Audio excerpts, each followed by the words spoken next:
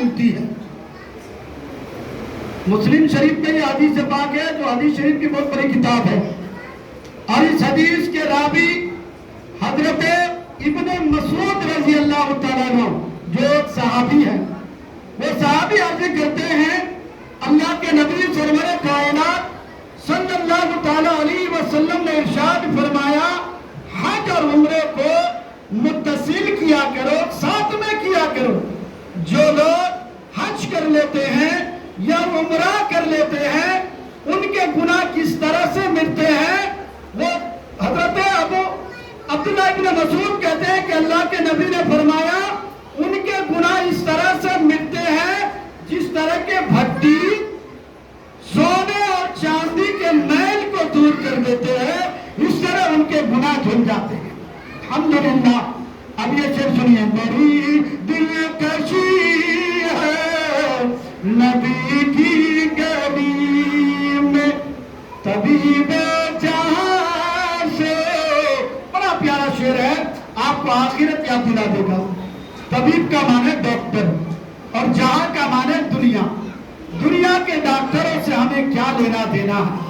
تھوڑی دیر کے لیے طبیعت خراب ہو جاتی ہے، ٹیبلٹ دوائی وغیرہ کچھ لے لیتے ہیں یا آپریشن وغیرہ کر لیتے ہیں، مگر جب تک وہ ہمیں رکھ سکتا ہے جب تک اللہ نے زندگی دی ہے۔ اگر اللہ موت دے دے تو کتنا بھی ہم اپنی پوری سلطنت، پورا مال و دولت، خزانہ ہم اپنی بیماری کے پیچھے خرچ کر دے تو ہمیں شفا نہیں مل سکتی ہے اگر اللہ نہ چاہے۔ تو اللہ اگر موت دے تو کوئی بچا نہیں سکتا، اور اللہ اگر زندگی دے تو کوئی مار نہیں سکتا۔ اب دیکھیے کوئی بچہ ماں کے پیٹ میں 2-4 مہینہ رہتا ہے مگر وہ چلا جاتا ہے، پھر وہی بچہ ماں کے پیٹ میں 9 مہینے 10 مہینے تک رہتا ہے، جب آنے کا وقت ہوتا ہے وہ چلا جاتا ہے۔ وہی بچہ ماں کے پیٹ میں رہنے کے بعد دنیا میں آ جاتا ہے، 4 دن بھی اس کی نہیں ہوتی ہے کہ وہ دنیا سے چلا جاتا ہے۔ اسی طرح وہی بچہ 10 سال کی عمر پا لیتا ہے، وہی بچہ 20 سال کی عمر پا لیتا ہے، اب وہی بچہ جوان ہو جاتا ہے، 25 سال 30 سال کی عمر ہو جاتی ہے، اب وہی ایک بڑا آدمی ہو جاتا ہے، 50 سال 100 سال تک بھی رہتا ہے۔ میں کہتا ہوں یہ زندگی دینے والا کون ہے؟ اللہ ہی تو ہے۔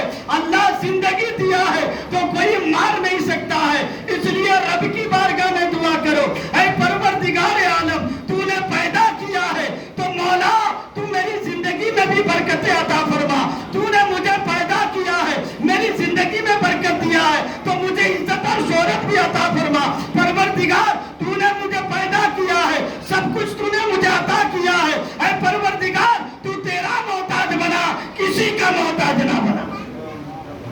اس لیے شاعر کیا کہتے سنیے، دنیا کے ڈاکٹروں سے ہمیں کیا لینا دینا ہے؟ اللہ جب تک زندگی دی ہے ہم رہیں گے، اور اللہ جب جو ہے ہمیں پکارے گا ہمیں ان کی بارگاہ میں حاضری ہونا پڑے گا۔ اس لیے قرآن کہتا ہے خلق الموت والحیات لیبلوکم ایکم احسن عملا۔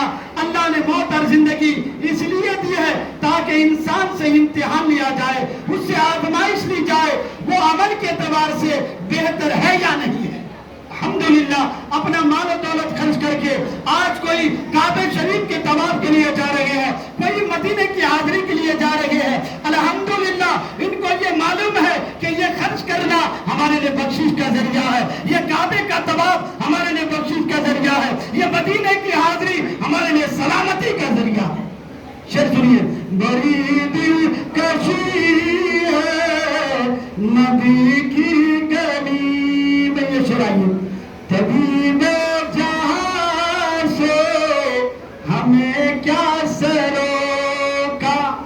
اس لیے اللہ کی بارگاہ میں پیشانی جھکا رہے ہیں تو دل مصطفیٰ سے لگائیں، اللہ کی بارگاہ میں نماز پڑھ رہے ہیں تو نبی کی بارگاہ میں درود و سلام پیش کیجئے، اس لیے کہ دنیا کو بنانے والا اللہ ہے، 18,000 مخلوق کا بنانے والا اللہ ہے، تو 18,000 مخلوق کا سرکار میرے آقا ہے، 18,000 مخلوق کا سردار میرے آقا ہے۔ اب میرے آقا کی شان دیکھنا ہے تو میری ماں بہنوں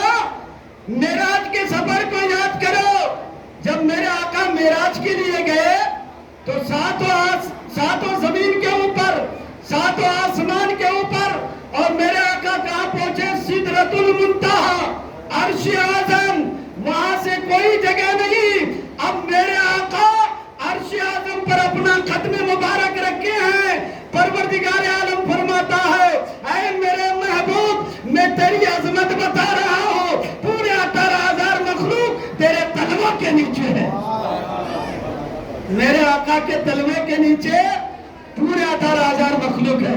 اللہ نے میرے آقا کو 18,000 مخلوق کا سردار بنایا ہے۔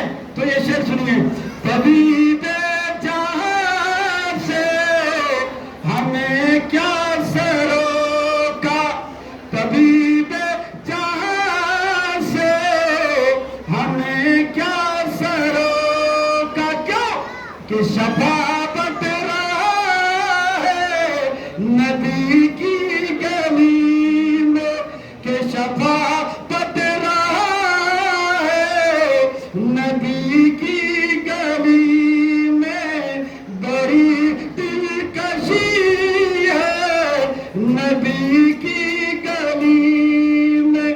اب دعا کے لیے انتظار نہیں کیا جائے گا، سلام پڑھ لیجئے، بعد دعا کریں گے۔